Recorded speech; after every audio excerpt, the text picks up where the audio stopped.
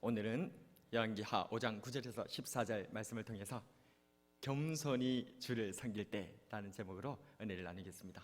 영상을 한번 보고 말씀을 이어가도록 하겠습니다.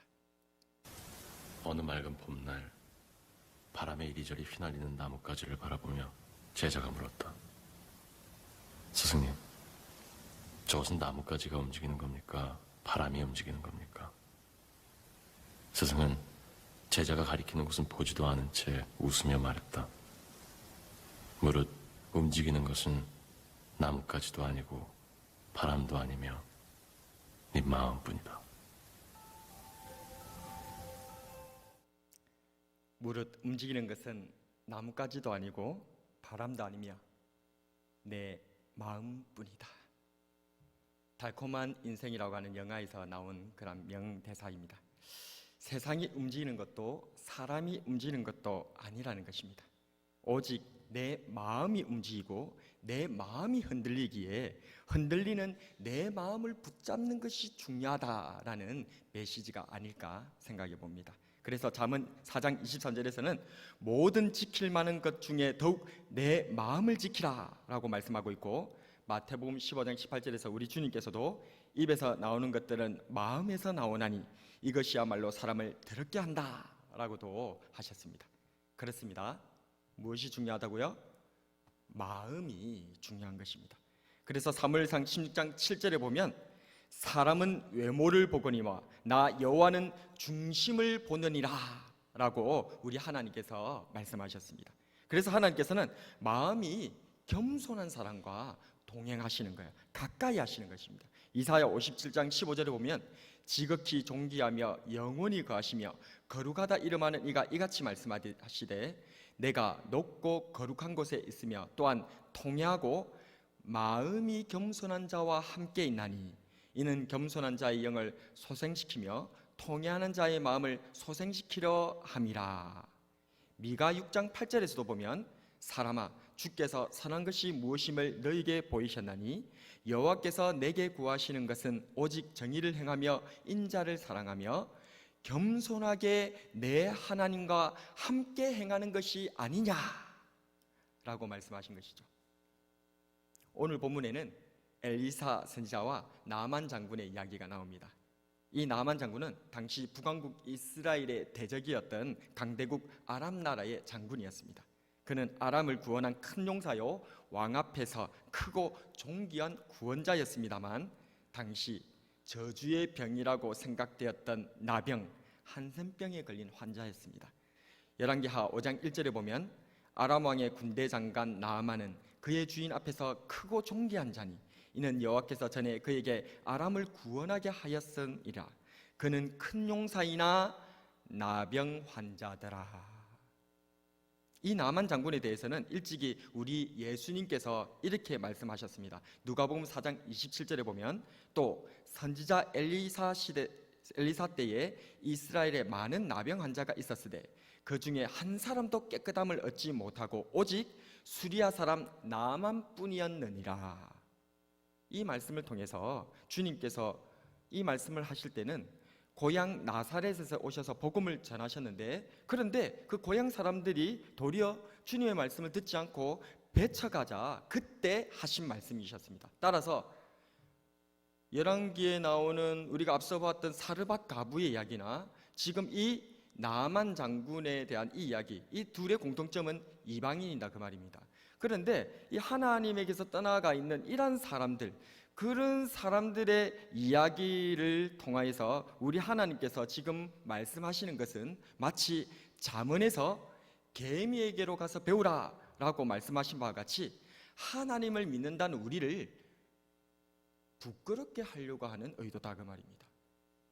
즉 성경은 하나님의 백성들이 개미보다도 지혜롭지 못하고 이방인 나만 장군보다도 겸손하지 못하다는 것을 고발하고 있다는 것입니다. 그렇다면 오늘 본문의 이방인 나만 장군을 통해서 우리가 배워야 할 겸손은 무엇일까요? 첫 번째로 듣는 것이 겸손입니다. 듣는 것이 겸손입니다. 3절 말씀 같이 한번 읽어보겠습니다. 3절입니다. 시작. 그의 여주인에게 이르되 우리 주인이 사마리아에 계신 선지자 앞에 계셨으면 좋겠나이다. 그가 그 나병을 고치리이다 하는지라. 당시 아람 나라는 국력과 외교에서 북왕국 이스라엘보다 한 수 위인 강대국이었습니다. 아람은 이스라엘을 침략하였고 심지어 북왕국 이스라엘의 아합 왕은 아람과의 전쟁에서 목숨을 잃기도 하였습니다. 나아만은 그런 아람 나라의 장군이었으며 영웅으로서 왕 앞에 크고 존귀한 사람이었습니다. 하지만 세상 부를 것 없었던 이 나아만 장군에게도 어려움은 있었습니다. 그것은 그의 피부병인 이 나병이었던 것이죠. 성경에서 나병은 전염성이 있는 피부병을 통칭하는 그런 말씀인데요, 특히 이스라엘에게 있어 나병은 하나님의 진노를 상징하기 때문에 매우 혐오스러운 병이었습니다. 그러던 어느 날 나아만의 아내가 남편의 피부병 때문에 고민하고 있을 때에 이스라엘에서 잡혀온 어린 여종이 한마디를 툭 던지는 것입니다. 3절에 보면 우리 주인이 사마리아에 계신 선지자 앞에 계셨으면 좋겠나이다. 그가 나병을 고치리이다. 그저 아무것도 모르는 어린 여종이 내뱉은 황당한 소리일 수도 있었습니다. 패전국에서 붙잡혀온 어린 소녀가 자기 나라에 대한 열등감에서 늘어놓는 소리로 도리어 화를 낼 수도 있었습니다. 하지만 나만 장군은 들었습니다. 지 고아를 막론하고 나이에 많고 적음을 내려놓고 나만 장군은 그 얘기를 말씀으로 들었다는 것입니다. 그렇습니다. 듣는 마음이 겸손입니다. 이를 열왕기상 3장 10절에서 겸손했던 어린 솔로몬 왕의 기도를 통해서도 우리는 알 수가 있습니다. 누가 주의 이 많은 백성을 재판할 수 있사오리이까? 듣는 마음을 종에게 주사 주의 백성을 재판하여 선악을 분별하게 하옵소서. 또한 로마서 10장 17절에서는 그러므로 믿음은 들음에서 나며 들음은 그리스도의 말씀으로 말미암았느니라. 겸손한 마음, 듣는 마음에서부터 믿음이 생기는 줄로 믿습니다. 어린 여종의 소리를 듣는 겸손이 하나님의 음성을 듣는 겸손이 되는 줄로 믿습니다. 듣는 마음, 겸손한 마음으로 하나님의 음성을 드러내는 저와 여러분이 되기를 축복합니다. 우리가 배워야 할 겸손은 무엇일까요? 두 번째로 말하게 하는 것이 겸손입니다. 말하게 하는 것이 겸손입니다. 13절 말씀 같이 한번 읽어볼까요? 시작. 그의 종들이 나와서 말하여 이르되 내 아버지여 선지자가 당신에게 큰 일을 행하라 말하였다면 행하지 아니하였으리까? 하물며 당신에게 이르기를 씻어 깨끗하게 하라 함이리까 하니. 이스라엘 어린 여종의 말을 믿고 왕에게까지 부탁하여 적국의 선지자를 찾아온 나아만 장군입니다. 어린 여종의 이야기를 듣는 모습에서 그의 겸손을 엿볼 수가 있고요, 왕에게까지 허락을 받아 많은 선물을 가지고 적국까지 찾아온 모습에서 그가 작은 어린 소녀의 말을 얼마나 강하게 믿고 있었는지를 또한 알 수가 있습니다.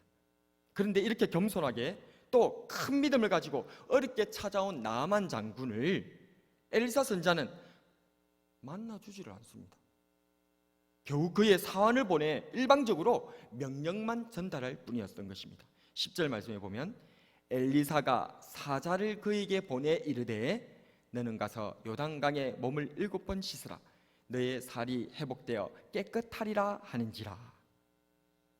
이에 그렇게나 겸손하고 믿음으로 무장되어서 왔던 이 이방인 나아만 장군조차도 이런 대접에는 폭발하고 말아버린 것입니다. 11절과 12절에 보면 나아만이 노하여 물러가며 이르되 내 생각에는 그가 내게로 나와 서서 그의 하나님 여호와의 이름을 부르고 그의 손을 그 부위 위에 흔들어 나병을 고칠까 하였도다. 다메섹강 아마나와 바르바른 이스라엘의 모든 강물보다 낫지 아니하냐? 내가 거기서 몸을 씻으면 깨끗하게 되지 아니하랴? 하고 몸을 들려 분노하여 떠나니. 나아만은 분노하였습니다. 왜냐하면 자신의 기대가, 자신의 생각이 무너져 버렸기 때문이었습니다. 그는 기대했습니다. 엘리사 선지자가 내게로 와서 서서 그의 하나님 여호와 이름을 부르면서 그의 손을 내 환처 위에 흔들면서 나의 나병을 낫게 해줄 것이다 라고 생각했던 것이죠. 그래서 적국의 어린 여종의 말을 듣고 왕까지 설득하여 많은 선물을 가지고 찾아왔지만 자신의 기대가 산산이 무너질 뿐만 아니라 문전박대의 모욕까지 당했다 생각한 나만 장군은 몸을 돌려 분노하여 떠나버리려 하였던 것입니다. 나만 장군이 머리끝까지 화가 나서 전쟁을 준비하며 고국으로 돌아가려는 이 일촉즉발의 순간에 나만 장군의 종들이 느닷없이 직언을 날려버립니다. 13절에 그의 종들이 나와서 말하여 이르되 내 아버지여 선지자가 당신에게 큰 일을 행하라 말하였다면 행하지 아니하였으리까? 하물며 당신에게 이르기를 씻어 깨끗하게 하라 함이리까? 하니 우리 주변에도 눈치 없는 사람이 있습니다. 눈치 없는 게 인가이가? 이런 얘기 들으신 분 있죠? 제가 그 사람입니다. 누가 봐도 감정이 상하고 화가 나 있는데도 그 자리에서 옳은 말이라고 꺼내는 사람이 있습니다. 이 말을 하는 당사자는 자신의 말이 옳기 때문에 아무런 문제가 없다고 생각할지 모르겠지만 그건 소위 옳은 말이 아니라 이빠른 말에 불과합니다. 감정을 고려하지 않고 상황을 생각하지 않고 내뱉는 옳은 말은 불난데 기름을 섞는 격이나 다를 바가 없기 때문에 그렇습니다. 안 그래도 자신의 기대가 꺾인 채 모욕을 당했다 생각해서 부들부들 떨고 있는 이 상관 앞에서 난데없이 이빠른 소리라니요. 그렇습니다. 나아만 장군은 말하게 하는 사람이었던 것입니다.